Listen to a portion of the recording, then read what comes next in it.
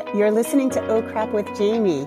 This is a podcast for parents working hard to break the cycles while dropping the F-bomb a lot. I'm your host, Jamie Glowacki, and I am the author of Oh Crap Potty Training and Oh Crap I Have a Toddler. And I am so happy you're here. Hey guys, welcome. So I'm recording with a new mic and new headphones, and I really like it, but I listened back to a couple of episodes and it really picks up a lot of like desk noise. So I'm going to try to be better about that if that has bugged you in more recent episodes. Today I want to talk about sort of the long game of parenting, because this is coming up a lot on social media. This is coming up a lot in my client work, and I hear it kind of even in my own community. And my thoughts might be a little meandering because I have gotten, my work has gotten hard in a new and interesting way. And it's bumming me out to the point of, like, a couple of weeks ago, I woke up and I was like, oh my God, am I getting depressed? And I have to like seek out goodness in the world, because it's like an onslaught of difficulties in raising children, but with situations that are really hard to turn around. And what I mean by that is a lot of us are setting up lives that aren't conducive to children, not leaving room and space to grow and room and space for children to become. So parenting is a long game. And I did talk about this, I think, in a previous episode, sort of looking at it like it's this phenomenal art project, right? I think I was quoting Cal Newport, who is sort of an expert on slow productivity, right? And so this idea that it takes time to grow a human, not just the 9 months in the womb, but like to grow a human. And I find that our lives are so pressured, which, by the way, is the very thing the Surgeon General was set out I don't know what you call it, an edict that parenting is now hazardous to your health because of pressured parenting. And I'm calling this the parenting hustle. And it is this treadmill of busyness that doesn't allow for a child to become like a human being who functions well in society, because children have to learn and they're volatile and they are figuring things out. And a couple of weeks ago, I posted a thing on Instagram that said, your average 3-year-old has been on the planet for like 1,200 days. And a year of that was in infancy. So they've had like 700 days kind of to figure some stuff out, to start being better at all the things they're learning. And more, I'm hearing from parents of like, fix the child, but they are, the child is in daycare from early morning till pretty late in the evening. And I'm not coming down on that in any way, shape, or form, but we then can't expect the child to come in the door at 6:00, eat dinner with manners, no meltdowns, go through the bedtime routine, sleep like a baby, and wake up and do that again. Okay. And that is just one thing. What I'm finding, though, is this sort of a wringing of the hands. And I guess I'm pussyfooting around, and I'll just say it. There's a victimhood right now in parenting. Like, oh, I can't do anything about this. And it's really interesting because I did a post about early dinner time, right? I did a little bite-sized nugget on that. Kids get really hungry between 3 and 4. That is fact. Kids really do get hungry around 3 or 4.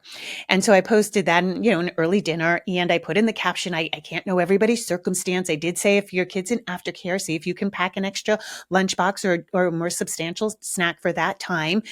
And typically what happens is parents, we or providers give a snacky snack, kind of ultra processed junk food, and the kids fill up on that, and then dinner's a disaster. Those are all facts that I see in my work.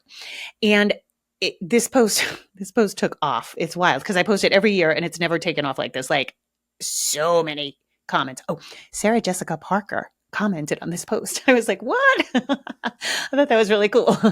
Um, but anyway, what a lot of parents though were like, "Oh yeah, great, thanks. That does nothing for the working parent." And I'm like, I work with a ton of working parents. I am a working parent. When Pascal was under 6 years old, I owned a store. I worked outside of the home, and I was like, okay, this is like just a suggestion, guys.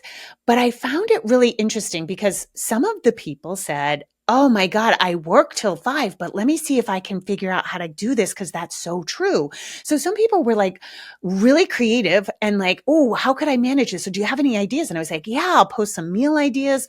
I'll post some crock pot and Instapot recipes. And I thought that was interesting. And then another half of the people were like, just mad at me for saying it, or just locked into this like I have to work so I can't do this thing. And I was like, dude, I didn't say you're wrecking your kid. Like, it's just an idea just to know, even if you can't change it, because I guess in a lot of daycares, which I didn't know this, or even in the UK, you can't bring in other food, which I thought was strange. But whatever, if that's where you are in this season of life, you can't change that. So what can you change? Maybe have like really good food waiting for you when you pick up your kid, or maybe it's bringing your kid a more substantial snack for the ride home, or maybe it's just having the patience to understand why dinner is such a clusterfuck, right? So I can't change your lives, guys, but this goes kind of back, ties into like the episode I did on choose your shit sandwich. There are certain things about our lives that we cannot change. And maybe that is where you are in your life, right? Where you have to work, you and your spouse, or maybe you're single, you have to work till 6 p.m. And you're feeling bad about that. Like you don't love that. And, it's the way of the world and the economy, and it sucks. And I'm sorry. I wish all of us could have whatever time we needed with our kids at home that we need, or half days, or something more workable than what we have in the US. I really do. But when we have such a big systemic change, a big systemic problem that we can't solve tomorrow, and we're not going to solve in probably your child's childhood, what we then have to do is work actively hard to go in the opposite direction. And I talked about this concept in the like what we as women are fighting for, like our hormones and menopause, and like we have these systemic things against us. I can't change those. And so I come at this from a very pragmatic viewpoint of like, okay, what is that? What's that serenity prayer? Grant me the wisdom to accept the things I cannot change the things I can, and the wisdom to know the difference. I think that's it. I may be paraphrasing, right? Accept the things I cannot change. If I can't change my schedule, and as a single mom, when I was working, I could not change that. I owned a store. If an employee didn't show up, my day off was ruined. Pascal had to go into daycare. I had to show up to keep my business going. So I do understand the struggle, particularly when it comes to work. And I think the thing that is the big elephant in the room right now is how much we have to work, right? And so what then happens is I'm seeing some people use that as a victimhood, and I don't want you to do that, okay? Like when things suck in life, we have to say, fuck, that sucks, but what can I do? What can I do? Because we all have choices within that. Okay. And it may be that when we're talking about food, I'm going to start a fucking rebellion here called Bring Back the Kitchen. Bring back the kitchen on Sundays. Okay. And this was my secret weapon. I would cook on Sundays, and that was what we did. We had this wonderful connection time in the kitchen. Pascal was there with me. We'd play music, we'd dance, but we were cooking all day so that everything was prepared for the week. All the proteins were grilled, sauteed, however I was doing it, roasted. All the vegetables were chopped, washed, maybe steamed, and could be flavored in different ways. All the starches, the rice, the potato, the beans, all of those were made so I could throw them in a salad. I could make home fries. I could mash them up. I could do all different things with potatoes.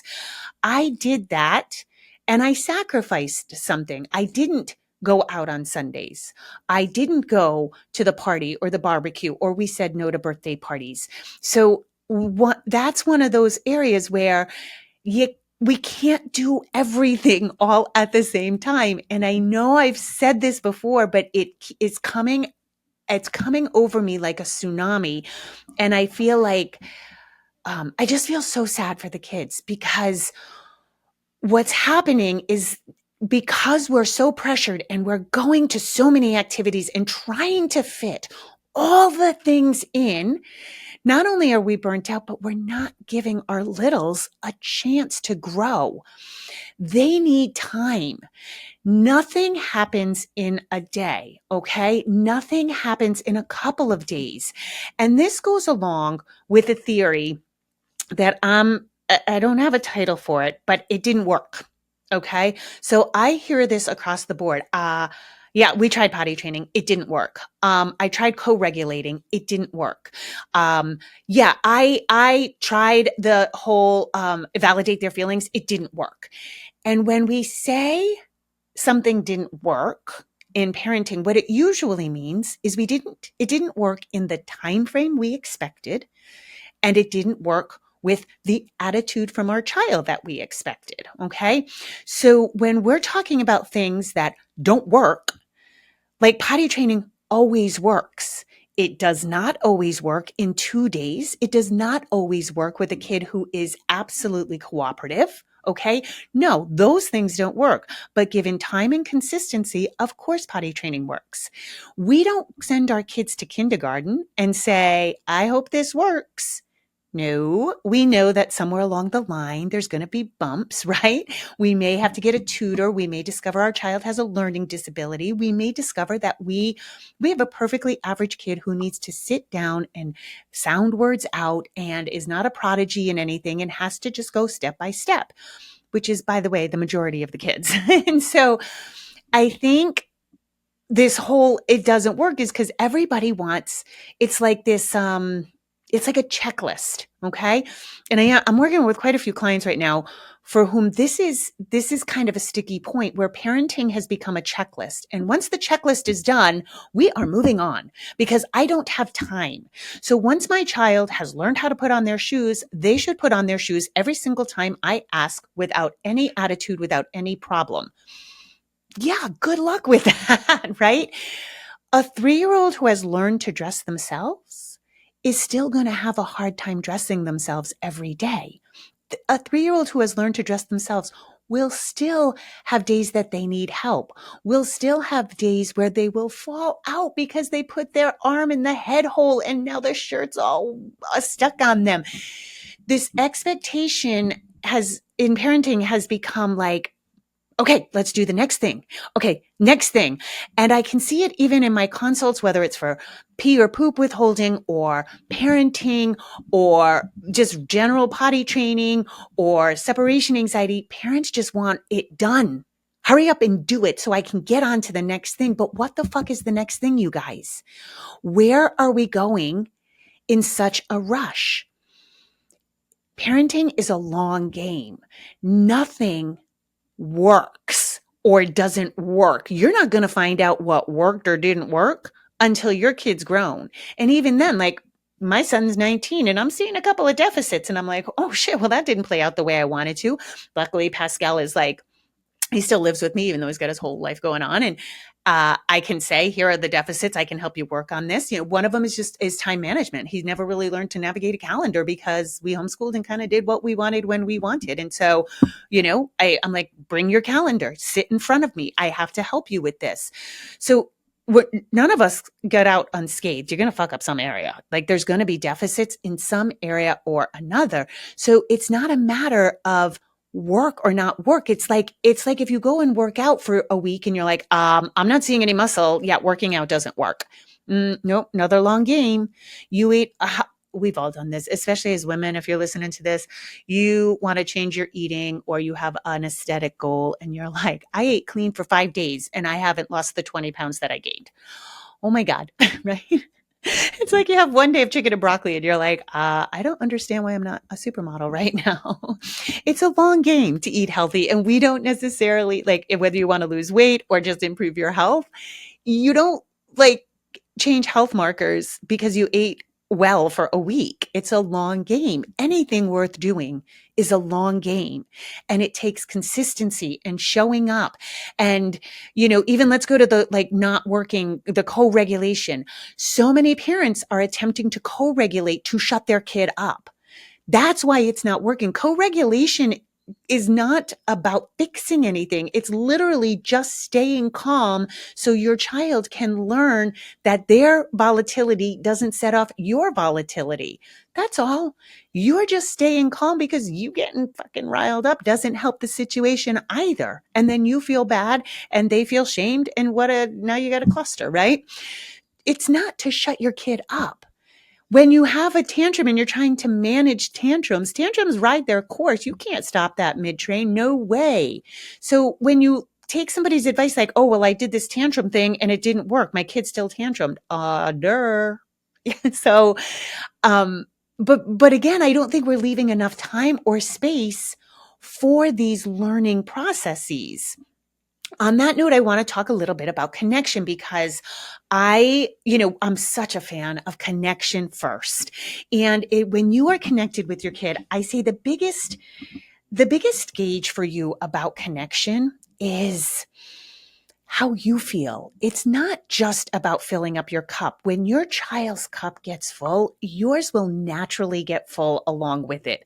When there is a symbiotic relationship there, it just feels effortless. And I know you've had moments of it, no matter what your relationship is like with your kid right at the moment. There may be some tempestuous moments for sure, but those moments where you're like, oh my God, I'm the best mom in the whole world. And those moments when you you could love them forever. And it's not just when they're sleeping, right? But what I'm finding now is parents, we do know that there is a time clock on connection, right?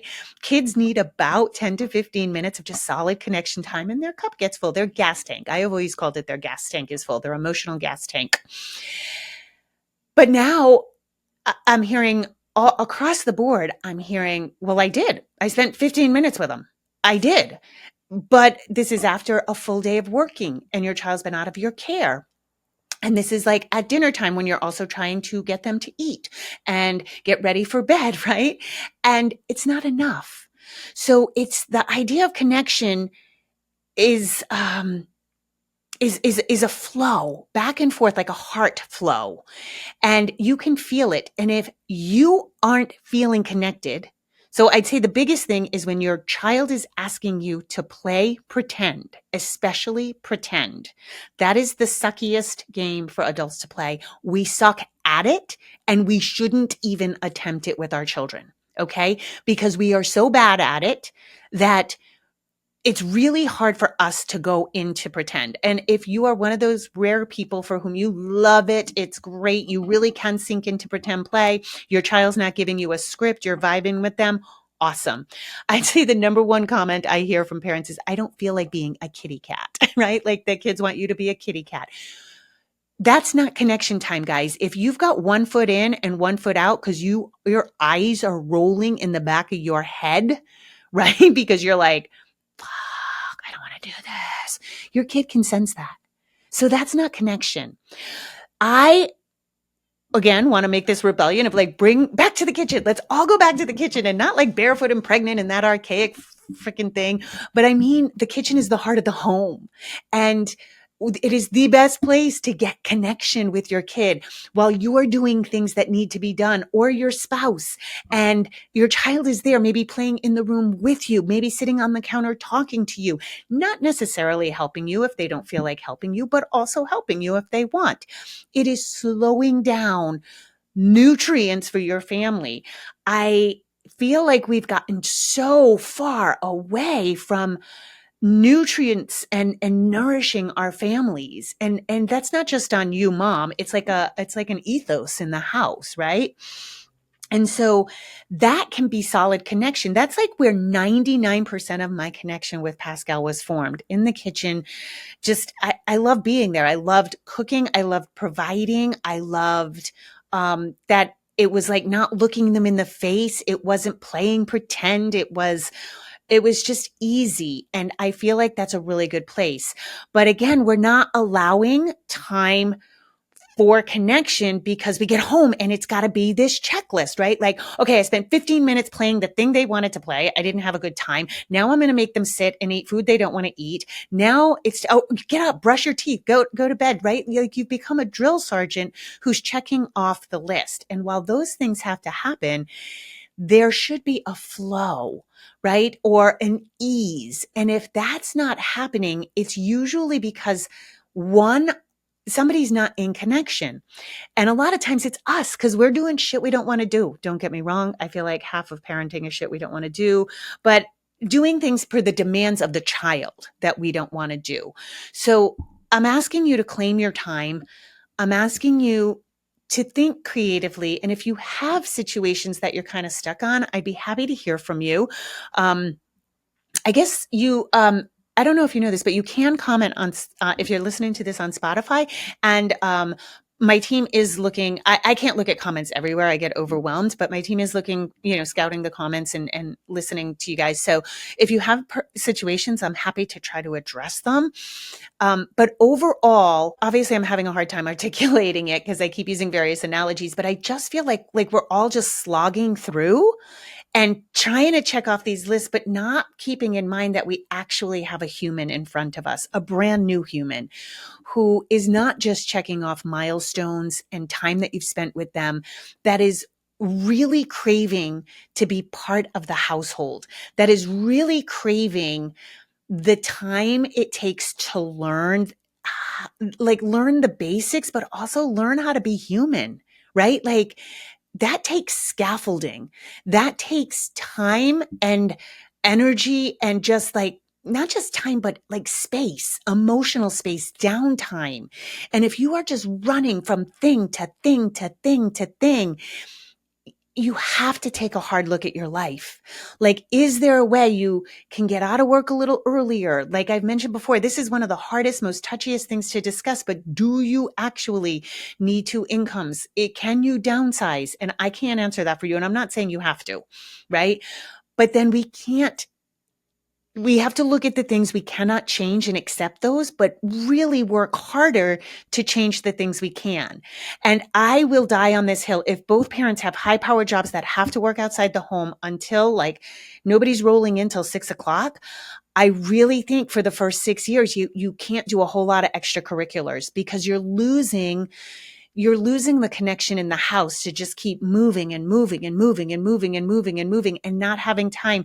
You have to have time for meltdowns. You have to factor that in. And I really, kids 5 and 6 years old shouldn't be having fallout tantrums all the time. Maybe once in a while when something really drastic happens.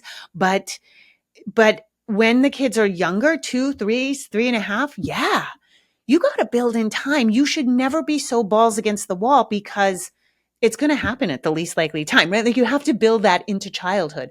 Big feelings are going to happen. And do we have to sit and pull those big feelings apart? No, we don't. But we also have to co-regulate. We have to be there. We have to let the tantrum run its course, right? So these are a lot of like various ideas that have been coming to me. So they may seem disparage. No, I don't know the word I'm looking for. They might seem disparate. No, that's not the right word. They may seem siloed. They may seem different. They may seem unconnected. There's a better word. It's in the mid-afternoon when I'm recording this. So my coffee's wearing off. They may seem unconnected, but to me, they're all connected in the sense of building lives that don't factor in the kids and not changing the things we can. So, I know. Here's another example that's really coming up a lot. I don't, it's hard for me sometimes to wrap my head around this. I mean, I can professionally because it's my job, but as a mom, I've always been single, guys. And so it's always been me 100% of the time, not divorced, nothing, no time off. And I just had to do that brutal self-care, right? And maybe this comes back, cycling back to that notion. I couldn't get behind my own 8 ball. And so I had to get up early. That was the only way. I don't know any other way. If you want to sleep in, that's up to you. I don't know any other way to get ahead of your own day except to get up early. So I always got up at 4:30 and I would cook or do whatever, get things rolling. When he was really young, I wouldn't even work out. I was just hanging on by a thread. And so, um, uh, and I had to go to bed early. I couldn't. And I talk about this endlessly on this podcast and everywhere. I go to bed at 8:30 because nothing good for me happens. Like, I understand wanting that me time, not wanting to be touched, wanting some time that's just quiet and me. But I just learned that I got that time sleeping. And I was so rejuvenated in the morning. And that's the only way. I couldn't fall off that axis. My whole world would be wrecked. And even to this day, I'll stay up late, but oof, do I need some recovery after? That's just how like my body clock works. But if you are routinely behind in the morning, you have to get up earlier. Does it suck? Yes. Are you exhausted? Yes. Are you going to cry? Probably. But I don't know any other way. It's not fair to your kid, though, for you to stay up late binging on Netflix because that's your time. And then you're a bitch in the morning and you have no control over your own emotions. Your child loses it. Now you become a screaming Mimi because they lost it. You can't afford to be anything but your best in these early years. And this is this one place where parents just don't want to bend. No, I want this, and I want what ends up happening is they come to me and they say, I need to sleep in the morning. I need to stay up late because these are the things I need. I need you to fix my kid who now is having a tantrum. No, no, no, no, no, no. I can't always fix your kid. Okay. I can help you fix the environment, but your kid is probably having a tantrum because they're being rushed too fast or you yelled at them when you woke up because you're exhausted, right? Like those things legit happen. And I think we're losing some common sense as to fix it. Or maybe there's a new wave of parents. This is a real new conundrum where maybe it's generational. I don't know. I hate to keep blaming things on generation this or generation that, but maybe it's just a thing where parents just forget, or social media has made us think that parenting is so easy that we should be able to do whatever we want. We make sacrifices when we have kids, and part of it is being, oh, it's so exhausting, those 0 to 6 years. I know. I remember like it was yesterday. And that's part of it. So what can we do? Can we get more sleep? Can we hydrate better during the day? What's going to serve us best? Is getting up at 4 and working out going to serve us best, or is that going to make us more tired? And those are all things you have to decide. What I want you to stay away from is that everything is the kid's fault.